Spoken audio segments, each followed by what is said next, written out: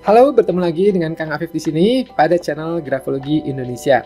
Di video kali ini kita akan membahas tanda-tanda grafologi untuk melihat indikasi dominating pada tulisan seseorang. Nah, ini menarik nih ya, karena apa? Karena orang-orang dominating itu di satu sisi kadang suka kita butuhkan ya untuk mimpin, leader dan sebagainya. Tapi di sisi lain juga itu bisa menjadi problem ya gitu. Kalau misalnya kita berhubungan, pasangan yang terlalu dominan, waduh gitu kan, itu bisa waduh ya gitu, membuat tidak nyaman. Atau jangan-jangan tanda dominating ini ada dalam tulisan Anda. Nah, itulah yang akan kita coba bahas bersama-sama di video ini. Sebelum kita bahas tanda-tandanya, seperti biasa, kita coba bahas apa sih dominating itu. Biasanya orang-orang dominating atau suka juga disebut dengan orang-orang dominan itu suka digambarkan sebagai orang yang berkuasa, orang yang suka ngontrol orang lain ya, dari dari inner will-nya, dari kehendaknya. Kemudian orang-orang dominan ini biasanya dia tidak suka untuk bekerja di bawah orang lain. Dia lebih suka memberi perintah, instruksi dibandingkan dia harus ngikutin instruksi yang ada. Jadi biasanya orang-orang seperti ini lebih suka tempatnya itu ada di depan. Nah, umumnya orang-orang dominating, apalagi yang terlatih, biasanya mereka cukup terampil untuk mempengaruhi orang lain untuk melakukan apa yang dia inginkan. Ya, jadi punya kemampuan untuk ngatur, merintah seperti itu. Ya. Unggul dalam mendelegasikan tugas-tugasnya, tanggung jawabnya, otoritas ya, dengan mudah itu bisa dia sampaikan. Kalau yang terlatih. Kalau yang tidak terlatih, nah ini yang berbahaya ya gitu. Ya. Nah, tapi kalau tidak terlatih ya, atau tidak diikuti dengan skill lainnya seperti empati, ya, diplomasi, flexibility, maka dominating ini bisa menjadi kurang baik ya, terkesan bossy ya, membuat orang di sekitarnya itu tidak nyaman. Nah, kita coba kelompokkan lagi ya, yaitu adalah yang positif dan negatifnya dulu ya, sebelum kita lihat tanda-tandanya. Jadi orang-orang dominan ini kalau kita lihat dari sisi positifnya apa nih? Biasanya mereka memiliki motivasi yang kuat untuk mencapai suatu targetnya. Kemudian adanya motivasi yang kuat ini juga seringkali dia menjadi inspiring untuk orang-orang di sekitarnya. Kemudian mereka fokus untuk menyelesaikan pekerjaannya ya, jadi kerja keras untuk menyelesaikan tugas-tugasnya. Meskipun dengan bantuan atau dengan support dari orang-orang yang ada di sekitarnya ya. Nah, kemudian juga biasanya orang seperti ini suka dengan tantangan gitu. Jadi apa nih ya yang harus dikerjakan ya, dihadepin seperti itu. Nah, karakter ini juga ya tadi selain inspiring juga ini bisa untuk melit kelompok yang sedang dia pimpin ya, seperti itu. Terutama kalau anggota kelompoknya itu tipe-tipe stable ya, tipe-tipe yang pasif. Nah, orang dominating ini pas untuk kelompok yang seperti itu. Tapi di sisi lain ada juga dampak negatif atau sisi negatif dari orang-orang yang dominating atau dominan. Terutama ini kalau misalnya ekstrim atau kalau nggak diikutin sama empati, simpati dan sebagainya. Nah, apa aja nih biasanya ya karakter yang suka muncul, karakter negatif ya pada orang-orang dengan dominating yang tinggi banget atau yang ekstrim. Biasanya sombong, suka mengagungkan diri sendiri. Juga pada saat yang bersamaan suka merendahkan atau meragukan kemampuan orang lain atau timnya ya. Kemudian suka memerintah bahkan sampai ke memaksa ya gitu. Ayo kamu harus kayak gini, kamu harus kayak gitu, dengan cara sendiri. Dan itu nantinya bisa berkembang ke arah diktator ya. Nyuruh-nyuruh tanpa nanya di lapangan itu lagi seperti apa situasinya. Lingkungan lagi sibuk, lagi repot, tetap aja dia nyuruh-nyuruh ya gitu. Waduh ya gitu. Nah, itu juga yang menyebabkan biasanya bisa menghambat pertumbuhan teman-teman atau tim atau orang-orang di sekitarnya ya. Nah, yang menarik adalah kadang-kadang orang dominan ini suka aneh dalam menyikapi aturan ya. Dia merasa aturan yang ada tuh dibikin bukan untuk dia tapi untuk orang lain ya gitu. Ada antrian, ada lampu merah misalnya ya gitu.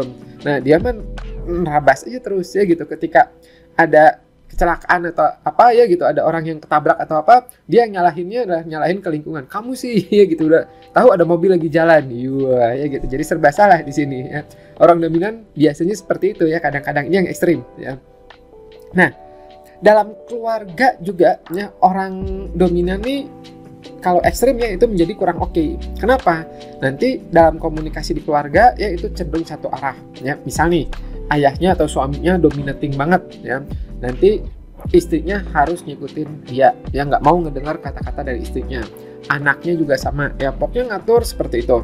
Bahkan kadang-kadang misalnya dia punya acara nih, wah pengen pergi ke sini ya. Meskipun anaknya udah punya acara, agenda, itu harus batalin, ya harus ngikut saya. Nah seperti itu ya, harus ngikut ayah dan sebagainya. Kalau dia dominatingnya tinggi, ya gitu. Nah juga orang-orang yang dominating tinggi ini juga biasanya dia tidak suka dikritik, ya. Jangankan dikritik, dikasih nasihat aja kadang-kadang suka nggak mau, kita apalagi dikritik. Jadi serem juga ya seperti itu. Nah sekarang baru kita lihat nih, ya. Oke, kalau kayak gitu, apa aja sih tanda-tanda dominating atau dominan dalam tulisan tangan? Ingat sekali lagi, ini ada positif ada negatifnya. Ya, selama tidak berlebihan, ya bisa jadi positif ya ke arah leader dan sebagainya. Nah, sebelum kita lihat tandanya, ini ada disclaimer dulu seperti biasa ya, bahwa tanda-tanda ini ya itu akan ditunjukkan, tapi tidak boleh dibuat kesimpulan hanya dari 1-2 tanda saja ya. Karena yang namanya kepribadian, karakter itu gabungan dari berbagai aspek kepribadian lainnya ya. Minimal ini bisa membantu Anda ya untuk melihat, oh ada indikasi ke arah dominatingnya atau dominannya ya. Oke, kita mulai dari yang pertama, yaitu adalah ukuran tulisan dan tanda tangannya itu besar ya. Nah di sini contohnya ya, nah ini ya, jadi tulisnya besar-besar ya, mau dari tulisannya, tanda tangannya, nah ini besar. Biasanya ya tulisan yang besar itu menjadi salah satu tanda dari extrovert ya, berani untuk tampil apa adanya, percaya diri ya gitu, kemudian superiority juga bisa ya gitu, optimis, nggak tergantung pada orang lain ya, kemudian juga berani itu juga bisa ya. Meskipun ukuran yang besar di sisi lain juga ada negatifnya, seperti misalnya ke arah egosentris ya, ingin dia itu yang kelihatan oleh orang-orang, arogan, bangga terhadap diri sendiri, kurang disiplin juga bisa, kurang konsentrasi juga bisa ya gitu. Jadi lebih banyak fokusnya itu adalah ke arah self-nya, dirinya atau dianya ya. Nah itu adalah yang pertama. Kemudian yang kedua yaitu adalah T-bars yang dibuat ke bawah ya. Jadi ada 2 jenis nih ya T-barsnya. Ada yang, ini kalau kita lihat, ada yang ke bawahnya ini ujungnya tetap tegas ya, ada yang ujungnya itu menipis ya atau menajam.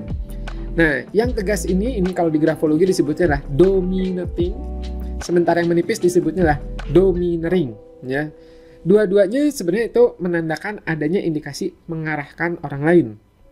Cuman bedanya ya, kalau dominating ini mengarahkannya itu dengan lebih tegas ya, lebih dia tahu arahnya seperti apa, seperti itu.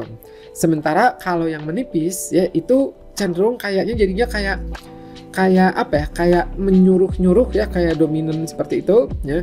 Ayo kamu ngerjain ini, kerjaan itu gitu ya, tanpa lebih bosi lah kurang lebih ya. Kalau yang menajam itu lebih bosi.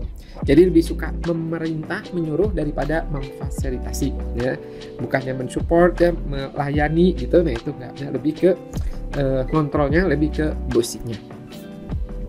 Kita lanjutkan berikutnya. Oh sorry, ini ada contohnya nih. Ini contoh ya. Ini punten contohnya.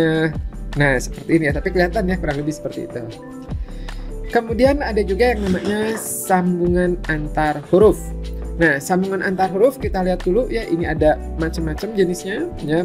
Ada yang angled ya, ada yang macam-macam. Nah, jadi ada yang menyudut ya, ada yang membulat dan sebagainya. Nah, tanda yang masuk ke arah dominating yaitu adalah yang angled atau yang bersudut. Nih ya, mau di sambungan sininya misalnya nih A ke M ya, atau di huruf itu sendiri. Misal M ya, ini nyudut ya gitu. Nah seperti itu, ini contohnya ya, sudut seperti itu. Nah tulisan yang sudut ini sebenarnya banyak maknanya. Seperti biasanya kalau berpikir itu lebih berpikir secara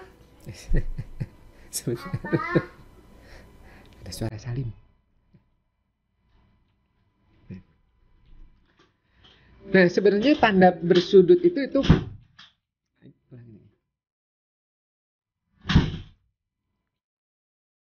Nah, sebenarnya tanda bersudut itu punya banyak maknanya ya. Seperti misalnya dalam berpikir dia cenderung analitis, investigatif, ya objektif, rasional, itu bisa ya.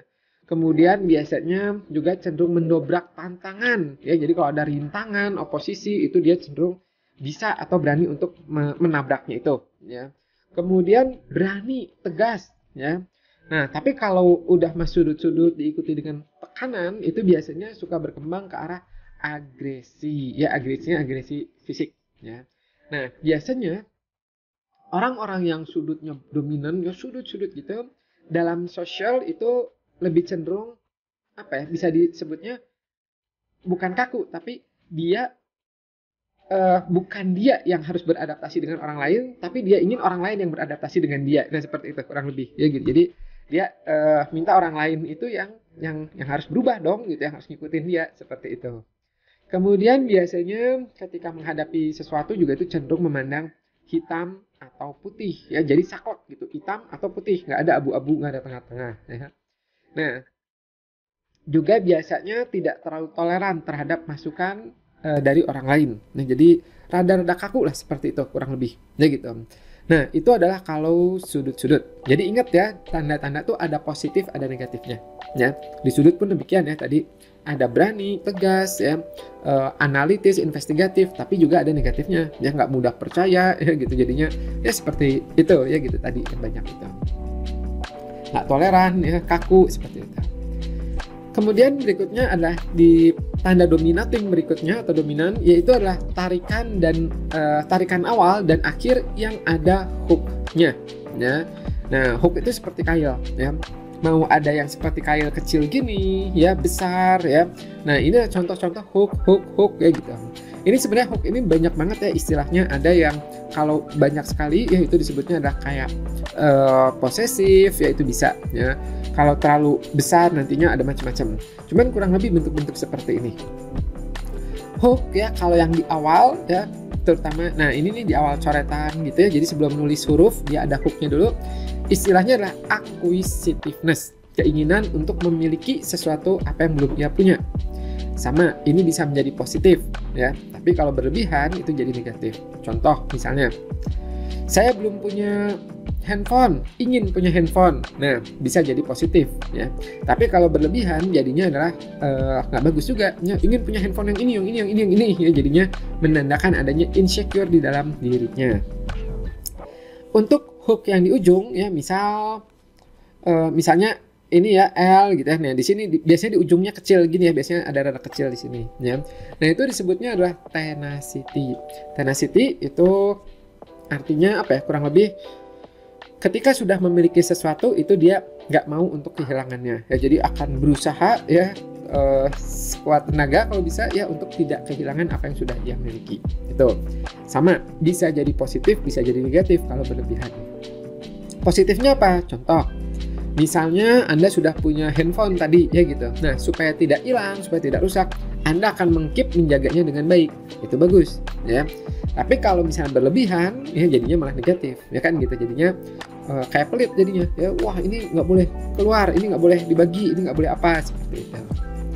Oke, kita lanjutkan. Tanda berikutnya dari dominating yaitu adalah tarikan horizontal. Horizontal itu kiri ke kanan ya, yang panjang dan tinggi ya, atau rada ke atas juga bisa ya.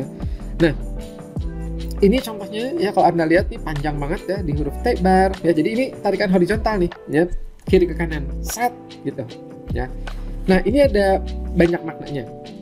Kalau di grafologi, panjang itu bisa juga menunjukkan antusiasme, bisa. Apalagi kalau tinggi ya, menunjukkan juga goals yang tinggi, berani membuat target, visi, misi yang tinggi ya.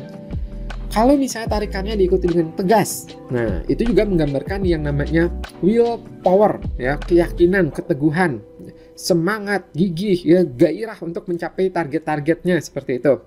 Antusias untuk mencapai tujuannya. Nah, biasanya orang-orang Indonesia kayak gini nih ya, straight gitu. Ini tulisan Bung Karno ya, tegas, straight ya gitu. Biasanya dia tipe yang pekerja keras, punya kemauan yang keras juga ya, terutama dalam mengejar target dan kesuksesannya gitu. Bisa jadi dia menerapkan usaha-usaha ekstra untuk mewujudkan rencana dan target-target yang ada di depannya dia. Ambisius ya, punya tekad untuk berhasil, seperti itu. Biasanya orang seperti ini juga itu bangga dengan kemampuannya untuk bekerja keras. Ya.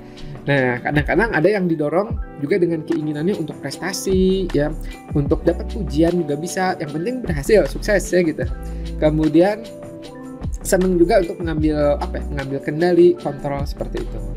Nah, tapi ya dalam sisi negatifnya, ini tarikan horizontal yang tegas, berat itu juga dapat menunjukkan ke arah yang kurang baik, ya. Dia jadinya kalau misalnya dia punya targetnya adalah target yang negatif, nah dia akan bersikukuh di situ, dia akan terus berusaha ya, jadi kayak keras kepala ya untuk mencapai targetnya tersebut, padahal itu kurang baik gitu. Nah itu adalah negatifnya. Berikutnya kita lanjutkan ya, yaitu adalah tarikan awal lagi, cuman kalau tadi adalah tarikan awal yang hook ya, akuisitif ya, di ujung tenacity. Kalau ini adalah tanpa tarikan awal. Jadi yang Anda perhatikan tarikan awalnya ya, apakah tadi ada hooknya berarti akuisitif ya, keinginan memiliki sesuatu, atau tanpa tarikan awal sama sekali. Contoh seperti ini ya. Nih M nggak pakai tarikan awal, T nggak pakai tarikan awal ya, ini kayak tulisan lepas biasa ya gitu. Nah, orang yang nulis seperti ini yaitu disebutnya adalah tanda directness ya, kalau dalam grafologi disebutnya directness. Jadi biasanya orangnya itu efektif, efisien, ya, langsung to the point gitu ya, nggak neko-neko gitu. Jadi bisa menghemat waktu ya untuk mencapai energinya, tujuannya ya gitu. Menghemat waktu dan energinya ya gitu untuk mencapai target-targetnya itu. Kemudian orang seperti ini juga biasanya mudah untuk menyederhanakan informasi yang rumit ya, jadinya efektif, efisien. Nah, ketika tanda ini ditemukan ya dengan tanda-tanda lainnya yang dominating tadi, itu bisa jadi ketika kerja tuh pengennya adalah cepat selesai ya, oke, atau kalau nggak mikir apa berikutnya, what next gitu ya, nggak suka yang bertele-tele. Jadi kebayangkan kalau misalnya timnya ya gitu punya atasan seperti ini ya, ingin hasil segera, waduh ya gitu, ingin berikutnya itu apa langsung ya gitu, kerjain. Nah itu adalah yang seperti ini, disebutnya adalah directness ya. Kita lanjutkan, nah ini juga contohnya ya, jadi nggak pakai tarikan awal. Kita lanjutkan, berikutnya ada yang namanya huruf kecil P-nya ya, itu tanpa dengan tonjolan ke atas ya. Jadi kayak contohnya seperti ini nih. Nah, nih ya, ada yang seperti ini ya, seperti ini gitu ya.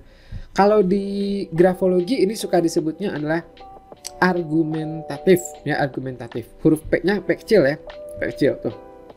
Ya.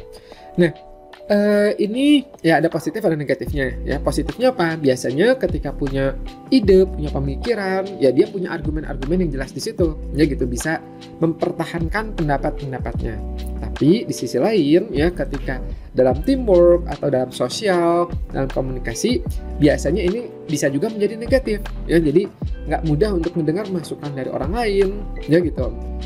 Nasihat misalnya ya gitu, pengennya tuh enggak kok, yang penting saya kan betul gitu. Iya kamu betul, tapi kan ada cara lain juga yang lebih betul lagi gitu kan gitu ya. Nah itu dia biasanya tidak suka menerima seperti itu, argumentatif ya.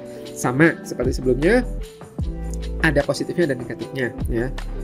Contoh misalnya, kalau untuk jadi kayak pengacara, lawyer, mungkin tanda-tanda ini oke, ya kan gitu. Tapi ya kalau dalam sosial punya temen yang seperti ini, aduh ya gitu, kayaknya teh ngomong deh gitu ya, diargumenkan terus seperti itu. Nah itu adalah ini. Nah itu adalah beberapa contoh tanda-tanda ya yang menggambarkan indikasi-indikasi dari dominating atau dominan ya.